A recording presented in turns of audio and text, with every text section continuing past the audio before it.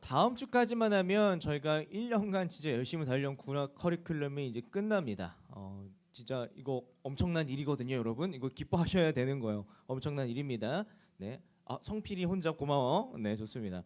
네, 이렇게 박수 치실 만한 건데 다음 주에 열심히 치실 줄을 밀고 알고 좀 나누기 원해요.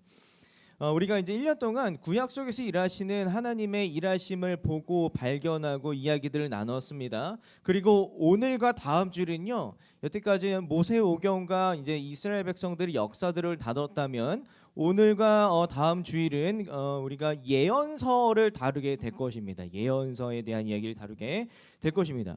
근데 여러분 이제 성경을 한번 쭉 읽어 보셨잖아요, 올해? 그 예언서가 여러분들이 듣기엔 좀 어떠세요? 난이도가 좀 쉬우세요? 좀 어려우세요? 어려워요? 누가 쉽다고 하신 것 같은데? 네, 좋습니다. 난이도가 꽤 어려운 편이에요. 저는 개인적으로 레위기 다음으로 이 예언서를 읽을 때마다 이게 뭔 소리야?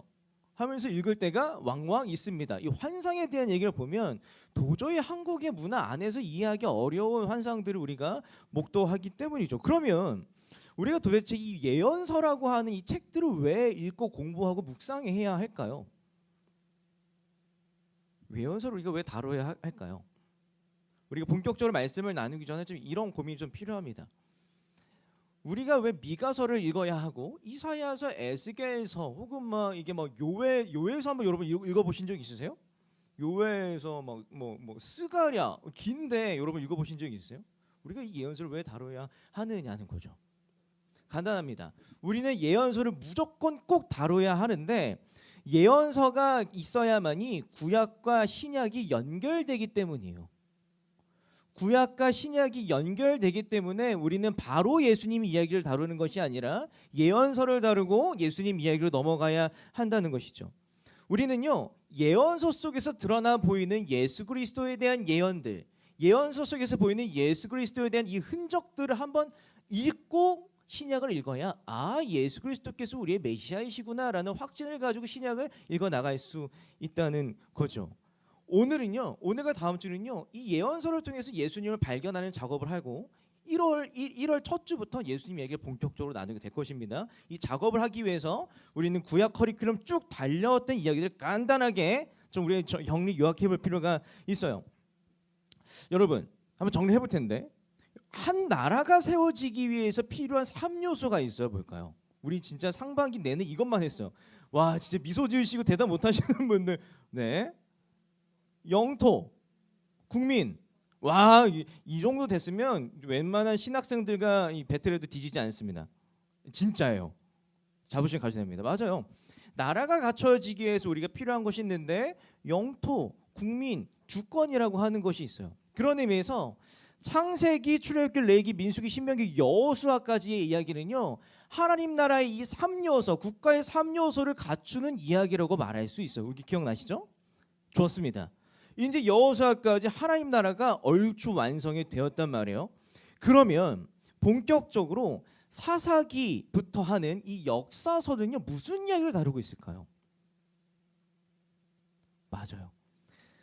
이 3요소 중에서 주권 다툼을 지지부진하게 지겹도록 진행하는 이야기가 사사기부터 열왕기상, 사무엘상하, 열왕기상, 역대상하, 어쩌면 느헤미야, 에스라 시대까지 이어지고 있는 거예요. 누가 주인인가? 누가 진짜 왕인가? 누가 진짜 리더인가? 혹은 어떻게 보면 창세기는요, 아담 이야기에서부터 마지막 페르시아 이야기 때까지, 예루살렘 재건 프로젝트 때까지 한 가지 가지고 싸우고 있는지도 몰라요. 누가 진짜 이 인생의 왕이고 누가 진짜 이 인생의 주인인가? 어쩌면 수많은 왕들이 나오지 않습니까? 그 왕들을 향하여서 구약 성경은 일관적인 질문을 던집니다. 무슨 질문을 던지냐면, 자, 이번에는 이 왕이 있어. 이 왕은 너의 진짜 왕감이니? 아니야? 넘어가. 이제 이 왕이 왔어. 이 왕은 너희를 진짜 통치할 수 있을 만한 왕이라고 생각하니? 아니야? 그럼 가. 또 다른 왕이 왔어요. 야, 이제는 이스라엘 다 망했고 페르시아 왕 있잖아. 대제국의 왕. 이 왕은 너희를 진짜 통치하고 지배하고 너희의 인생을 이끌어주는 왕이라고 생각하니? 아니구나. 이것이 구약의 일관된 흐름과 주제라고 말할 수 있다는 거예요. 구약의 역사는요, 리더가 바뀔 때마다 평가하고 인간 리더의 한계만 드러내게 보여주고 있는 거예요. 그리고 나서 구약의 결론은 무엇입니까? 마지막에 판단을 내리는 거예요. 모두 다 실패했다. 모두 다 실패했다. 인간과 인간의 방법은 도저히 우리를 구원할 수 없다. 이것이 1년 동안 우리가 달려온 구약 커리큘럼의 메인 메시지고 핵심 주제라는 거예요. 그리고 나서 우리는 하나님이 직접 통치하는 답 없는 사람들입니다. 우리를 다스려 주시옵소서. 이것이 구약의 주제라는 거예요. 우리 1년 동안 이 작업만 해왔던 거라고 볼 수 있어요. 그러면 우리는 이렇게 호소를 합니다. 구약의 수많은 인물들이 호소를 합니다. 우리는 답이 없으니까 하나님이 직접 통치해 주세요라고 호소를 하는데 그 호소에 대해서 하나님은 어떻게 응답하실까요? 뭐라고 응답하실까요? 미가를 비롯한 예언서와 예언자들을 통해서요 메시아 예수 그리스도를 약속하시는 거예요. 약속하고 계시는 거예요. 너희 이제 답 없는 거 알겠지? 이제 힘 빼라. 이제 내가 너희를 직접 다스리겠다 라고 얘기하는 게 예언서예요. 예언서 어렵지 않죠? 예언서 이해가 되시죠? 이게 예언서를 가지고 있는 의미고 여러분들이 예언서를 읽어야 하는 이유라고 할 수 있습니다. 그리고 그 약속과 예언의 흐름 안에서요 오늘 본문 미가서 5장이 있고 이 5장은요 우리에게 답 없는 인간이 기다려야 할 예수 그리스도에 대해서 이야기를 구체적으로 상상할 수 있도록 도와주고 있습니다. 이제 서론은 아직 안 들어갔어요. 이제 본격적으로 나누기 원하는데 그래서 우리가 이제 구체적으로 미가서 5장을 통해서 예수 그리스도를 발견하기 원합니다. 우리의 삶과 연관지어서 생각하기 원합니다. 사람들이 주로 사용하는 단어와 표현 중에 뭐가 있냐면 학습된 무기력이라는 개념이 하나가 있습니다. 무슨 의미냐면 인간이 아무리 노력을 해도 성과를 얻지 못하는 부정적인 경험이 반복되고 또 반복되다가 보면 포기를 해버린다는 거예요. 만사가 무의미해지고 더 나아지려는 노력조차도 생각하지 않는 상태가 학습된 무기력이라고 하는 개념이라고 말할 수 있어요. 쉽게 얘기하면 여러분이 많이 들어왔을 것입니다. 서커스단의 코끼리 이야기 혹시 여러분 아시나요? 서커스단에서요 이제 코끼리랑 함께 서커스를 하려면 이제 코끼리를 길러야 되는 거예요. 그래서 이제 아기 코끼리를 갖고 옵니다. 아기 코끼리는 아기니까 힘이 있을까요, 없을까요? 없어요. 그래서 그 아기 코끼리를 단단한 줄에 단단한 나무에 묶어요. 그럼 아기 코끼리는 어렸을 때 힘이 없을 때 아무리 도망치려고 아등바등 애써봤자 도망칠 수 없다라는 거예요. 도망치려고 해도 못 도망치고 도망치려고 해도 안 되고 하는 경험이 반복되고 반복되는 상태에서 장성훈련까지 거대해지는 겁니다. 거대한 성인 코끼리 힘이 있을까요, 없을까요? 줄도 끊을 수 있고요, 나무도 부술 수가 있어요. 근데 중요한 건 그 거대한 코끼리는요, 줄도 끊지 아니하고 나무도 부수지 않고 그 자리에 머물러 있다라는 거예요. 왜요? 어렸을 때부터 경험해온 실패의 경험들이 반복적으로 쌓이다 보니까 만사가 무의미해지고 포기해져 버린 것이라는 거죠. 이것이 학습된 무기력이라는 개념이라고 말할 수 있어요. 근데 중요한 건 이런 학습된 무기라고 하는 개념이 우리 삶에도 보여지고 드러나 보인다는 거예요. 우리도 이 무기력이라는 개념부터 자유할 수 없다는 거예요. 우리가 좀 더 나은 삶을 위하여서 스펙도 키우지 않습니까? 커리어도 쌓아가지 않습니까? 그런데 중요한 건 내가 아무리 노력해도 내가 원하는 목표에 다다를 수 없는 경험을 한다니까요. 혹은 여러분들이 그리스도인으로서 좀 더 거룩한 그리스도인, 좀 괜찮은 그리스도인을 되기 위해서 내가 연약한 부분들이 있지 않습니까? 그것을 극복하고 이겨내려고 부단히도 노력하지만 번번이 넘어지지 않습니까? 어느 순간에는요 외면하고 회피하고 뭐 어떻게 되시겠지 뭐 이런 생각을 하며 산다라는 거예요. 이게 학습된 무기력이 들어가는 우리 그리스도인들의 모습이라는 겁니다. 생각해 볼까요? 여러분들도 노력하시다가 안 되어서 포기한 것이 있으신 적 있으십니까? 포기한 거 있으세요? 이게 격한 반응을 보면 막 삶을 나누고 싶어서 질문하고 싶지만 공적인 자리에서 참을게요. 막 물어보고 싶네. 뭘 포기했지? 좋아요. 어쨌든 포기한 게 있으시다라는 거예요. 혹은 연약함은 반복되는데 넘어짐은 계속되는데 의지를 들이고 노력을 하고 온갖 힘을 다 들여봤지만 결국 안 돼서 숲으로 돌아가서 내려놓은 게 있으십니까, 여러분? 있으세요? 우리는 그런 것들이 있고 이미 그 안에서 무기력함을 경험한다라는 거예요. 우리는 어떻게 보면 이 자리에서 이제 더 이상 무력감을 넘어서 전혀 새로운 방법으로 더 나은 사람이 되어야 할 필요가 있다라는 거예요. 우리가 아무리 나의 지와 노력을 들이면서 내가 애썼지만 그럼에도 포기하는데 우리는 전혀 새로운 방법으로 내 삶을 더 나아질 수 있도록 힘을 써야 한다는 겁니다. 계속 나눴던 것처럼 이스라엘 백성들은요 학습된 무기력의 대표격이 되는 사람들입니다. 구약 커리큘럼에서는요 이스라엘 백성들 넘어지고 일어나고 넘어지고 일어나고 또 넘어지고 또 일어나고 반복하고 있지 않습니까? 구약의 핵심 패턴이라는 겁니다. 그러다 보니까 이스라엘 백성들이 자포자기 해버리는 거예요.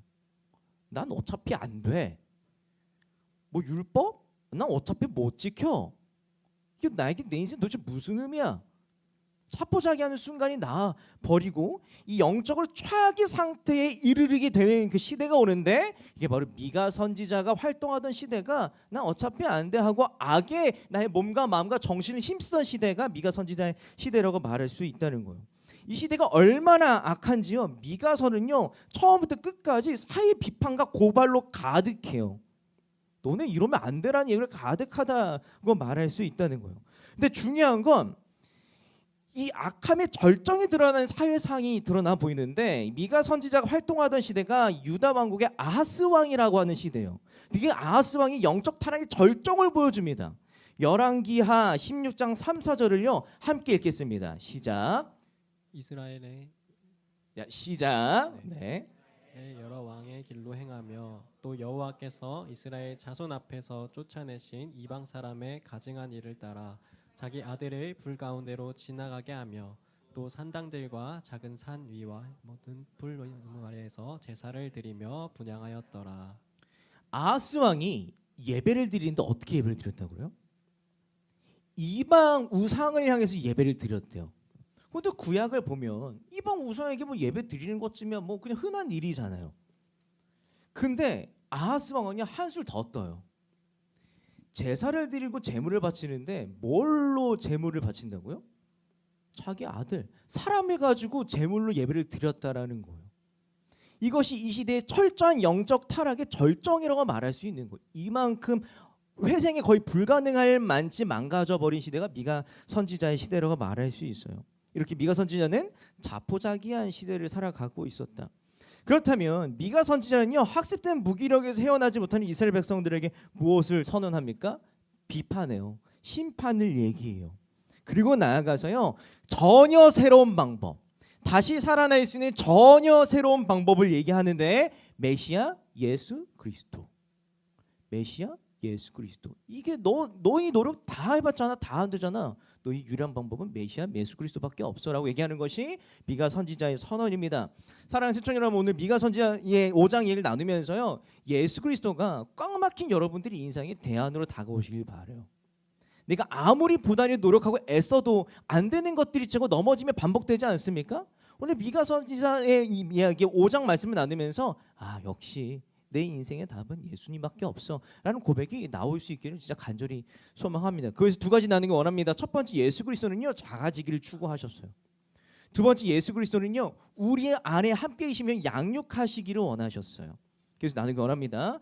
미가서 5장 2절에서 5절 상반절 말씀을요 다 함께 읽겠습니다. 시작. 베들레헴의 에브라다야, 너는 유다에서 가장 작은 마을 중에 하나이지만 너에게서 이스라엘을 다스릴 자가 나올 것이다. 그는 영원전부터 있는 자이다. 이스라엘의 순환이 끝날 때까지 하나님이 자기 백성을 이방인들의 손에 맡겨두실 것이며 그 후에 흩어져 있는 그의 동족들이 이스라엘 땅으로 돌아올 것이다. 그가 오면 여호와의 능력과 그의 하나님 여호와의 위엄으로 자기 백성을 다스리고 그들을 안전하게 살게 할 것이다. 이것은 온 세상 사람들이 그의 위대함을 인정하고 그의 평화가 될 것이기 때문이다. 아멘. 유다 왕국 사람들의 이 사회상을 보면요 그들이 빠진 문제가 하나 있었어요. 뭐냐면 사치와 향락이라는 문제였습니다. 특별히 사회 지도층의 사람들을 향하여서 미가서는 고발을 하기 시작합니다. 사람들에게 나아가서요, 야 너네 사회 지도층 봐봐 이런 문제가 있어라고 얘기하기 시작하는데 그 얘기가 미가서 3장 1, 2절 말씀입니다. 제가 읽겠습니다. 이스라엘의 지도자들아 들어라. 너희는 정의를 실현해야 할 사람들이 아니냐. 그런데도 너희는 선을 미워하고 악을 좋아하여 내 백성의 가죽을 벗기고 그들의 뼈에서 살을 뜯어내고 있다. 고발하고 있는 거예요.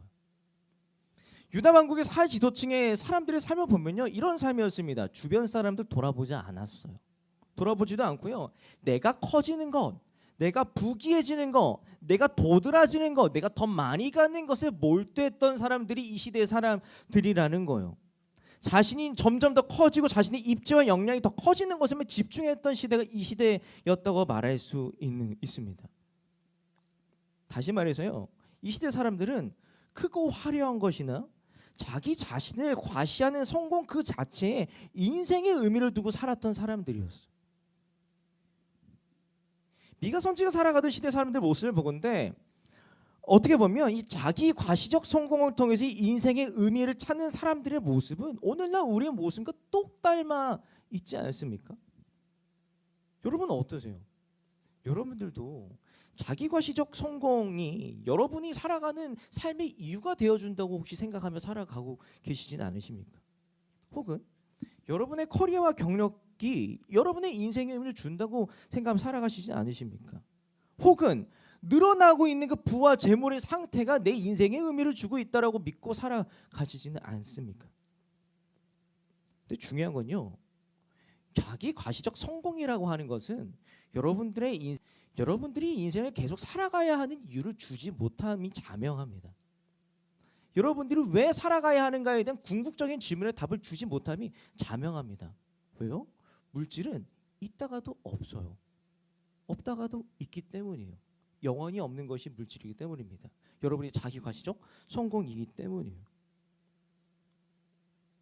우리가 계속해서 나누었던 구약의 말씀들이 스스로가 위대해지기를 추구하고 승리를 추구하고 자기 과시 추구했던 이스라엘 백성들, 그리고 그걸 쫓기 위해서 우상 숭배적 방법을 쫓았던 사람들의 실패담이기 때문이에요. 그것이 그것을 증명하기 때문입니다. 근데 중요한 건 크고 화려한 것을 추구하는 이스라엘 백성들과 우리에게 미가 선지자는 이제 메시아를 막 소개하기 시작합니다. 그 메시아는요, 오늘 우리가 예수 그리스도라고 알고 있는 그분이고 하나님 나라의 왕이시죠. 그리고 그분이 우리 인생에 전혀 다른 방법을 주는 대안이라고 말할 수 있습니다. 미가 선지자는 가장 먼저 메시아가 어디에서 태어날 것이라고 이야기하고 있을까요? 오늘 찬양 콘티에도요, 곡마다 한 단어씩 들어있었던 것 같아요. 예수님이 어디서 태어나신다고요? 베들레헴. 근데 미가서는요, 베들레헴에서 끝나는 것이 아니라 베들레헴 에브라다라고 얘기하는 지명을 얘기하고 있어요. 베들레헴 에브라다에서 태어날 것이라고 얘기하는데, 근데 베들레헴 에브라다가 어떤 곳인지 생각해 봅시다. 베들레헴 에브라다는요, 수도 밖에 있는 저기 저 시골이라고 볼 수 있어요.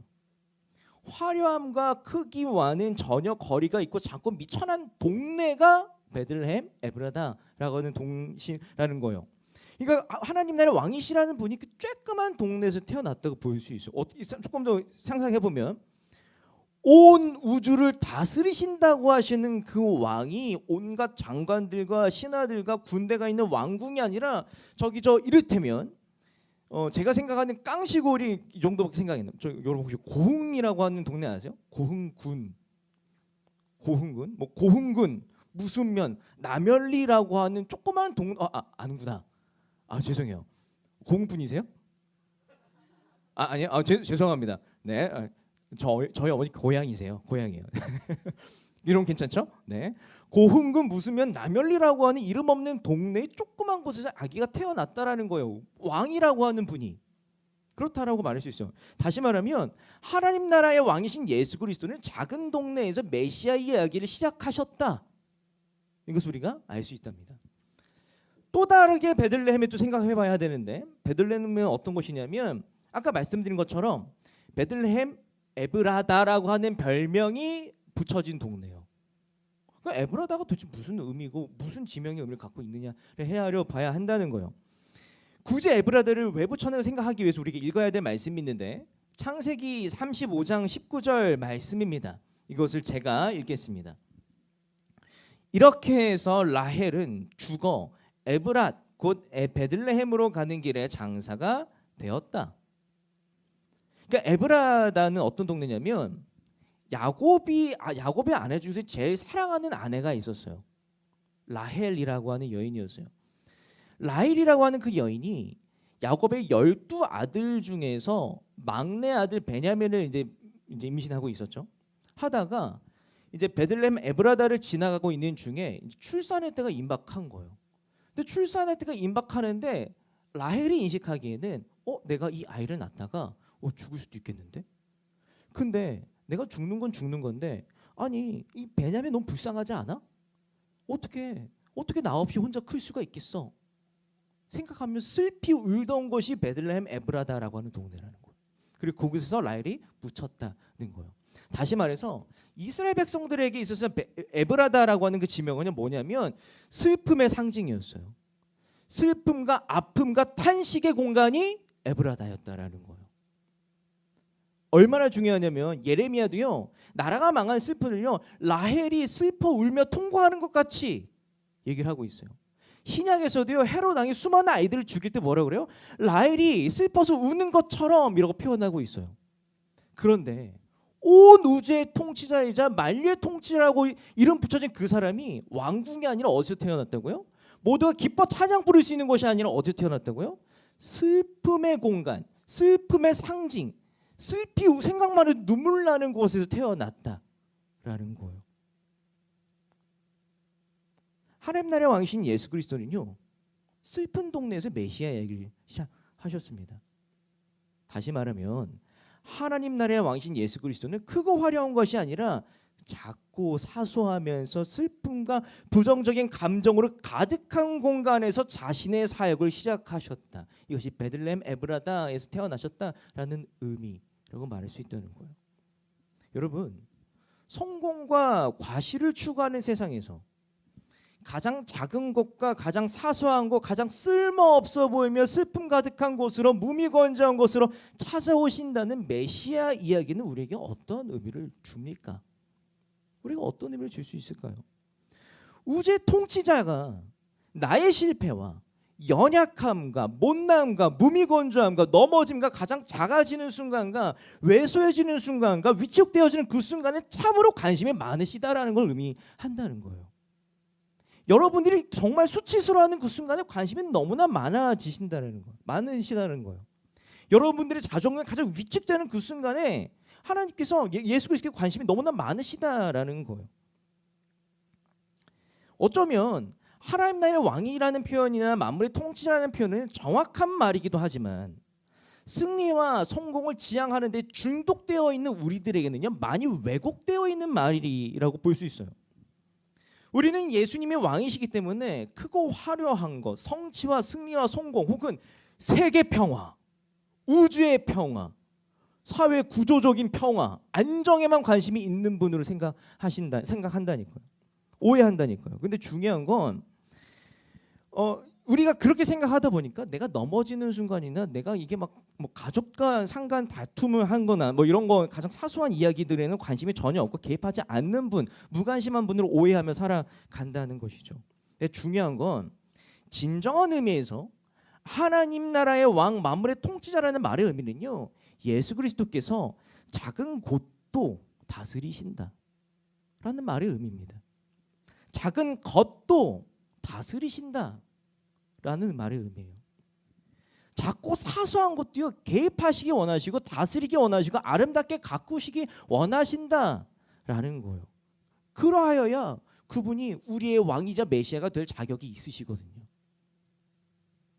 여러분이 살아가는 가운데 마주하는 정말 작고 사소한 아픔들이 있으십니까? 남들에게 말하기 어려운 이 수치스러움과 무기력함이 있으십니까? 예수님은 거기에 관심이 있으시다고요? 있으세요. 당연히 있으시다는 거예요. 그러면 새청 여러분, 학습된 무기력 속에서 힘겨우시라면요, 계속 넘어지시면요, 위축되고 계시면요, 여러분의 만유의 왕이신 예수 그리스도를 바라보시기 바랍니다. 만유의 왕이란 말은 그거 거창한 거 위대한 것뿐만 아니라 여러분의 작고 사소한 삶의 영역도 다스리기를 원하시고 개입하신다는 말의 의미이기 때문이에요. 우리가 찬양 가운데 왕이 나셨다 찬양하지만 왕이 나신 이유가 뭐예요? 여러분의 조그만 삶의 문제도 관심을 가지고 풀어주길 원하셔서 왕이 나셨다라는 말의 의미라고 볼 수 있습니다.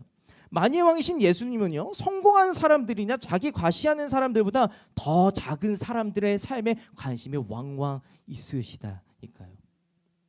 여러분이 가장 실패하고 연약한 모습에 관심이 많으세요.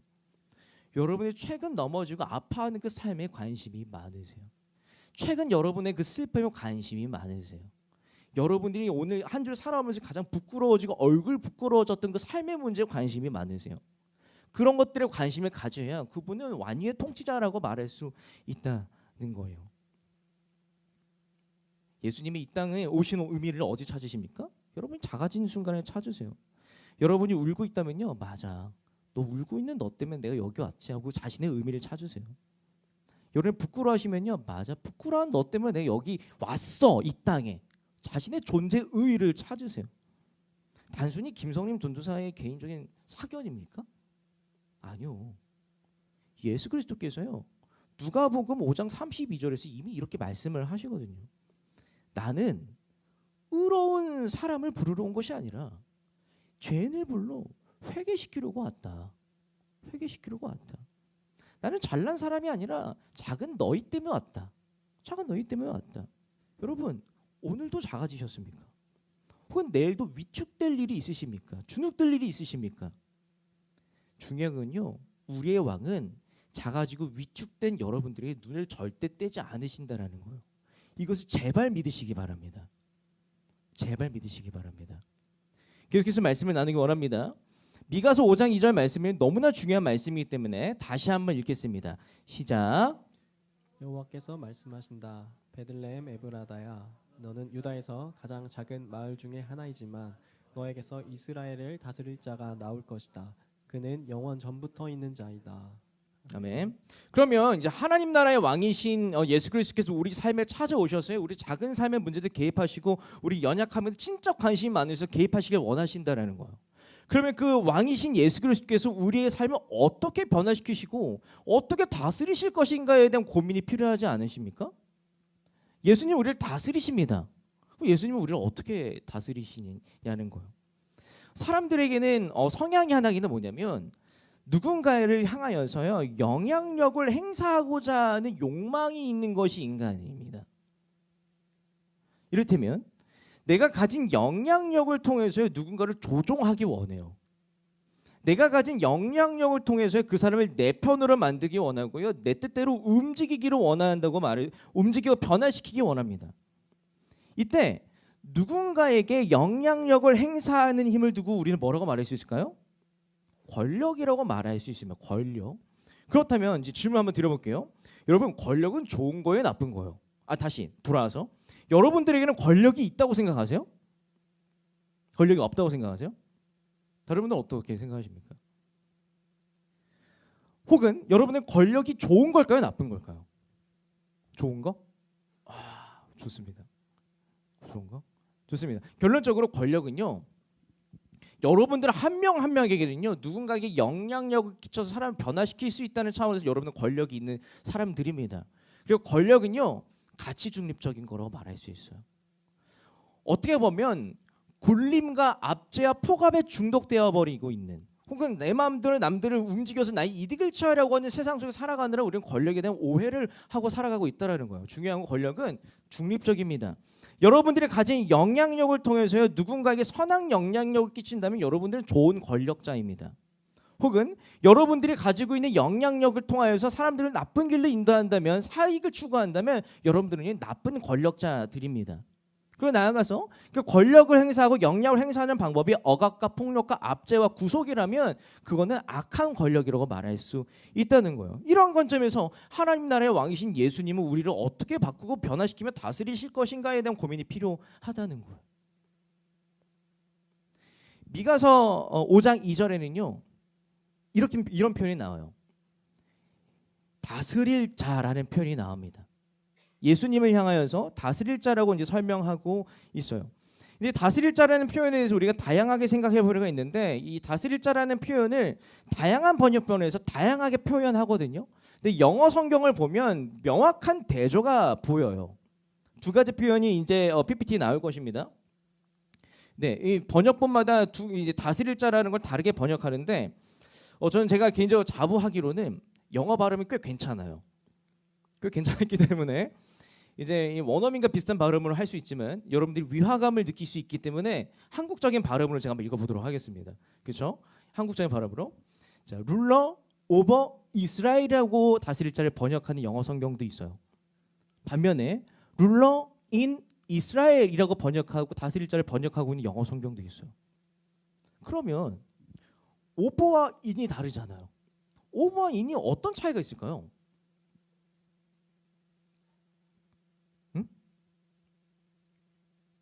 비슷해요. 해석하신 거예요, 그거는 그냥.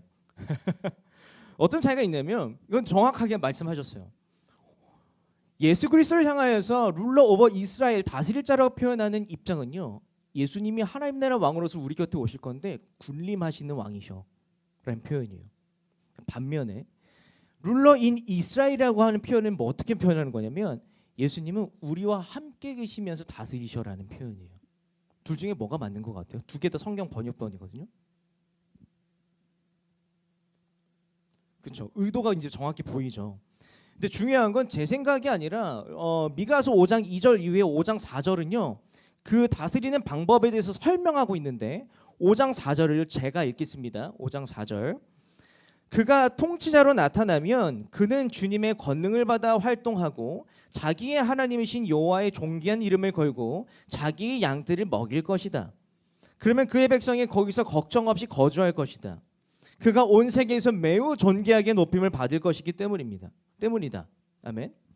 그러니까 다스림의 방식이 어떻게 나오냐면 먼 훗날 답 없는 우리를 위하여서 다스릴 왕이 올 것인데 우리를 어떻게 다스리신다고요? 이름을 걸고 자기 양들을 먹인다. 이것이 그의 통치 방식이라는 거예요. 목자가 떠오르는 말 아닙니까? 그럼 이 그림을 보면서 다시 한번 생각해 봅시다. 이게 다스림의 방식이라는 거예요. 미가는 자기의 이름을 걸고 자기 양떼를 양육하는 목자의 모습을 하나님 나라의 왕의 모습을 설명하고 있습니다. 양육자의 모습으로 왕의 모습을 묘사하고 있는 거예요. 하나님 나라의 왕이신 예수 그리스도의 다스림의 방식은요. 양육이라고 말할 수 있어요. 하나님의 이름을 걸고 우리를 돌보시는 양육자. 하나님의 이름을 걸고 우리를 끝끝내 성장시키는 양육자의 모습으로 하나님 나라의 왕이신 예수 그리스도를 설명하고 있다는 것이죠. 이런 의미에서 예수님은 우리를 바꾸십니다. 변화시키십니다. 더 이상 무기력하게 두지 않으십니다. 어떻게 해요? 폭력이 아니라 양육하세요. 나아가서 억압이 아니라 동행하세요.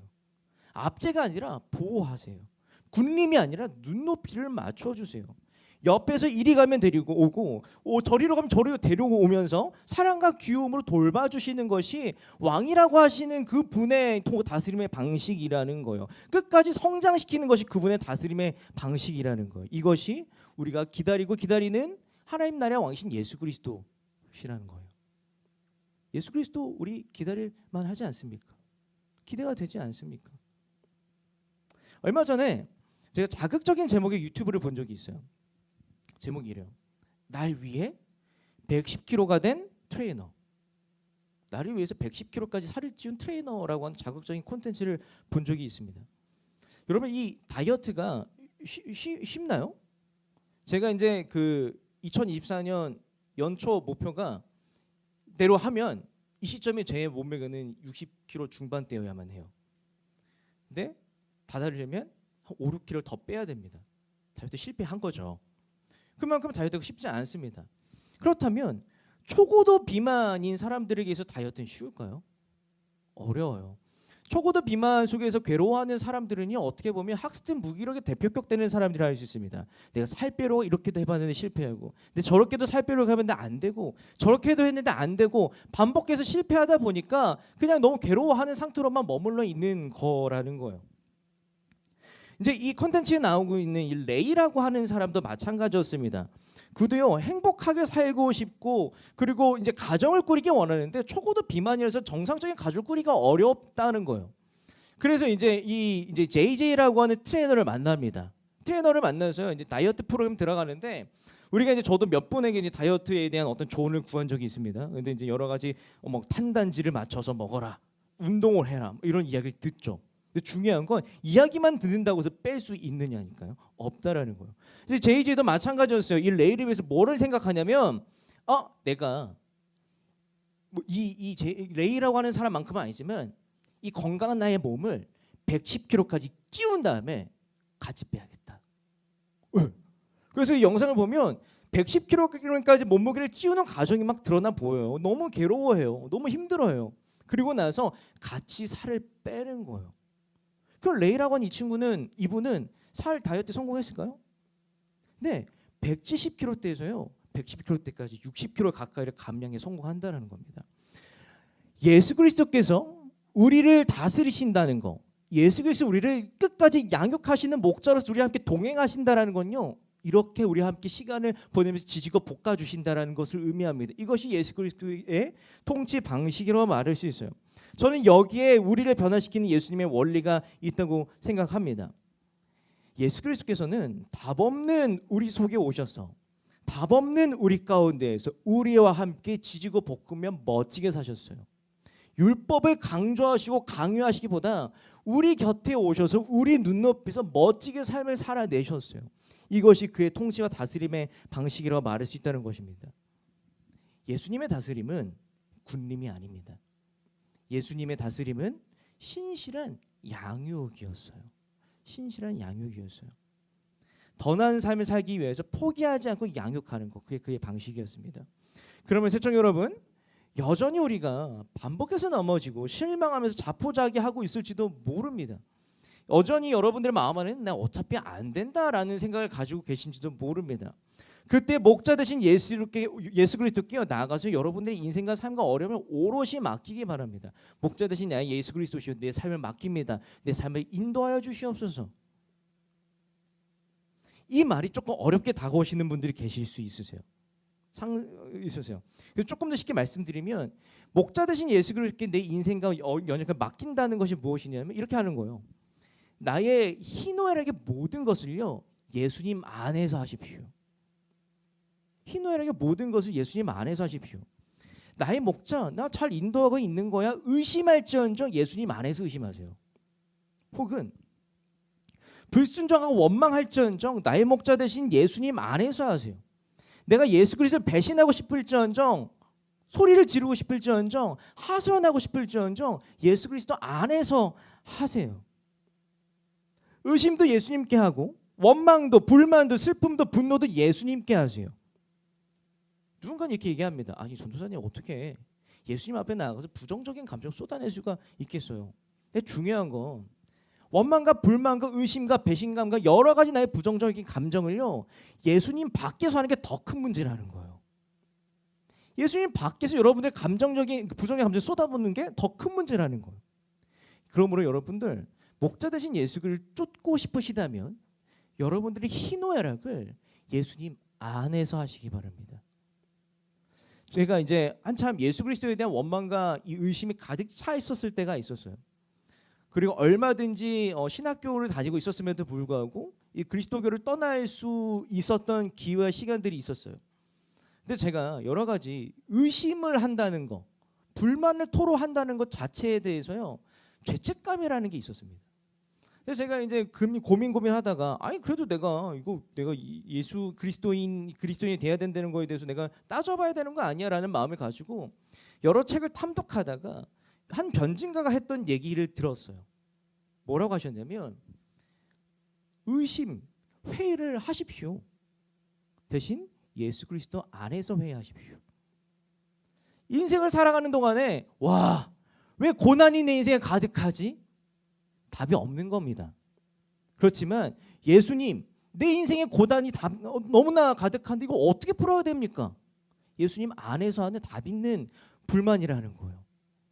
이렇게 예수님 안에서 질문을 던지고 의심을 던지고 원망하고 기뻐하고 감사하는 삶, 이것이 목자 되신 예수 그리스도를 쫓는 삶이다 말하고 있어요. 이 삶을 살았던 대표격 되는 사람이 있는데 다윗이에요. 다윗은 하나님을 뭐라고 묘사합니까? 나의 목자 되신 하나님. 다윗은 어떻게 인생을 삽니까? 하나님에 나가서요, 희노애락을 다 쏟아냈던 사람이에요. 이것이 목자 되신 예수를 쫓는 삶이라고 말할 수 있습니다. 이제 말씀을 맺습니다. 여러분들이 예수 그리스도께 나가서 목자 되신 예수님을 쫓는 삶을 사신다면 하나님은 여러분을 끝끝내 학습된 무기력으로 괴로워하는 여러분들 끝끝내 아름답게 양육하고 빚어내실 것이라고 저는 믿습니다. 이스라엘 백성들이 넘어지고 일어서서 반복하고 자포자기합니다. 그때 우리는 억울할 수밖에 없어요. 왜냐하면 나 노력했거든요. 나 최선을 다했거든요. 근데 한 번의 실수로 내가 실패하면 겪는다는 것 자체가 너무 괴로운 일 아닙니까? 그때 미가 선지자는 우리에게 얘기하고 있어요. 너의 문제의 최종적인 해결자는 예수 그리스도다. 예수 그리스도께서 너의 작은 삶의 문제에 개입하실 것이다. 그 예수 그리스도께서 너의 삶을 끝까지 완성시키고 양육시킬 것이다. 그 예수 그리스도에 꼭 붙어서 너의 연약함을 하나님께 올려드려라. 예수님께 올려드려라. 이것이 미가 선지자의 예언이고 예수 그리스도를 우리가 고대해야 하는 이유라고 말할 수 있습니다. 정리합니다. 사랑하는 새청 여러분, 사랑하는 새청 여러분, 예수 그리스도는 세상과는 다른 방식으로 우리를 변화시키는 전혀 새로운 방법입니다. 전혀 새로운 방법입니다. 세상은 우리더러 규칙을 제거하고 지켜내라고 합니다. 점수 목표치를 제시하고요, 요 점수에 충족시키라고 합니다. 우리가 다 다르나요? 못 다 다른다는 거예요. 대신에 전혀 다른 방법으로 오신 예수 그리스도는요, 우리와 함께 삶을 지지고 볶으시면서 직접 양육하십니다. 전혀 다른 방법, 그 예수 그리스도를요, 이 대림절 기간을 묵상하시면서 성탄절을 맞이하시기를 간절히 소원합니다. 여러분들의 삶을 예수님께 올려드리면서 함께 찬양합시다. 예수